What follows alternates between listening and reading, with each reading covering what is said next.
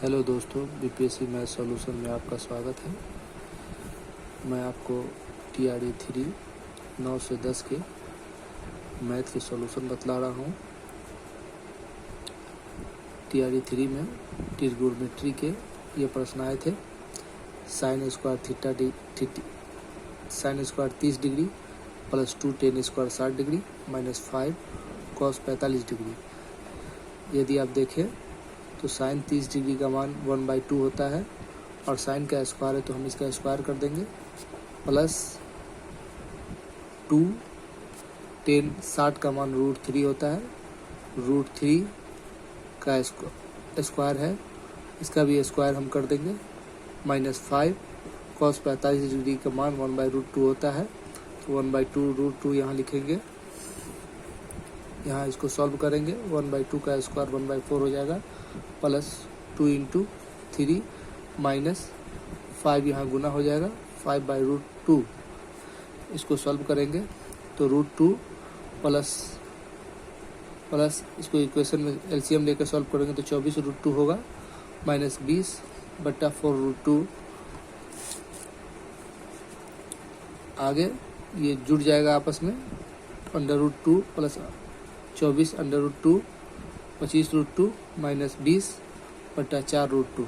यही इस सवाल का आंसर होगा। चलते हैं अगले प्रश्न की तरफ। अगला प्रश्न सांख्यिकी से आया हुआ था, बहुत ही आसान सा प्रश्न है।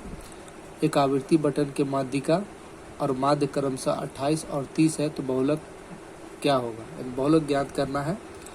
तो आप जानते हैं कि बहुलक बराबर होता है 3 गुने माध्यिका माइनस 2 गुने माध्य, और बहुलक यानी जिसे अंग्रेजी में मोड कहते हैं बराबर 3 गुने।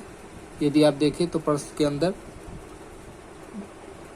माध्यिका का मान 28 दिया हुआ है, माइनस 2 × माध्य का मान 30 दिया हुआ है, इक्वल टू इससे मल्टीप्लाई करेंगे तो 84 हो जाएगा, माइनस इससे गुना करेंगे 30 को 2 से तो 60 हो जाएगा, इस दोनों में से घटाएंगे 24।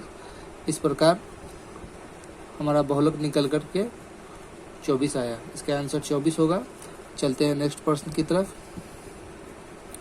अगला प्रश्न है, AM, GM और HM के बीच संबंध बताएं। AM arithmetic mean, geometric mean और HM के बीच संबंध बताएं।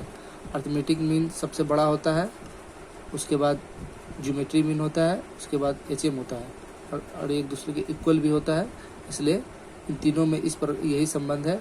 AM सबसे बड़ा होता है, उसके बाद GM, उसके बाद HM। अब चलते हैं नेक्स्ट प्रश्न की तरफ। अगला प्रश्न है, सांख्यिकी के फॉर्मूला से आया था कि पहली n संख्यक प्राकृतिक संख्याओं के वर्गों का मान है, यानी इसका मान निकालना है। तो जैसा कि आपको मालूम हो, n प्राकृतिक संख्याओं के वर्गों का योग होता है n × n+1 × 2n+1/6, लेकिन हमें माध्य निकालना है तो 1/n से यानी n से भाग देंगे। यदि हम भाग देंगे तो ये n से n कट जाएगा, बचेगा n + 1 × 2n+1/6। इसका आंसर ये होगा। चलते हैं नेक्स्ट प्रश्न की तरफ। अगला प्रश्न प्रोबेबिलिटी से है। प्रश्न है, 6 पासे फेंककर 6 अलग अलग फलक प्राप्त करने की प्रक्रिया क्या है? तो यदि हम 6 पासे को एक बार उछालते हैं तो ये नीचे में जो टोटल प्रोबेबिलिटी आएगा वो 6